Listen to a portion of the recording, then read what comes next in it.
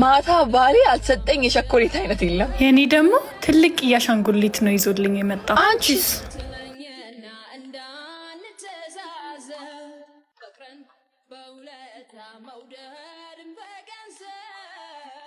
ምን ሆነሻል የኔ ፍቅር? ምንም ወሬ አልፈልግም፣ ዝም በለኝ። ባልሽ እኮ ነኝ። እንዴት ነው ዝም የምልሽ? ባሌ ብትሆንማ ሌሎቹ በስጦታ ሲንበሸበሹ አንድ ቀን ቢያንስ ወጌን ታሳየኝ ነበር። የኔና አንቺ ትዳር የጀመረውም አሁንም የሚቀጥለው በስጦታ አይደለም።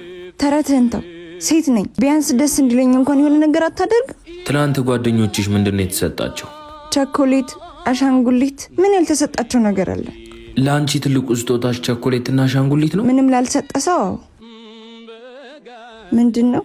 ለውዷ ባለቤቴ የገና ስጦታ በ1.2 ሚሊዮን ብር ብቻ ማለትም 10% ብቻ በመክፈል በመሃል ሳር ቤት የቤት ባለቤት መሆን ይፈልጋሉ? በ360 ሺህ ብርስ የሱቅ ባለቤት መሆን ይፈልጋሉ? እንግዲያውስ ቤቱን በጊዜ ሰርቶ በጊዜ የሚያስረክባችሁን ጆምቦሮ ሪል ስቴትን ሳያማክሩ አይወስኑም። ከዚህ በፊት ከ5 በላይ አፓርትመንቶችን ሰርቶ ያስረከበ፣ ከ250 በላይ መኖሪያ ቤቶችን ሰርቶ ለደንበኞቹ ያስረከበ፣ አሁንም ለእናንተ ለውድ ደንበኞቹ በመሃል ሳር ቤት ቫቲካን ኤምባሲ እየተሰራ የሚገኘውን አዲስ ሳይታችንን ለናንተ አቅርበዋል። 10% መክፈል ለማይችሉ 1% ከፍለው የቤት ባለቤት መሆን ይችላሉ። በአስቸኳይ ቤት ያስፈልገኛል የሚሉ ከሆነ ደግሞ ቡልቡላ ያለው ሳይታችንን በአጭር ጊዜ እናስረክቦታል። ለመግዛት ካሰቡና ኢንፎርሜሽን ለመጠየቅ በእነዚህ ስልክ ቁጥሮች ይደውሉ።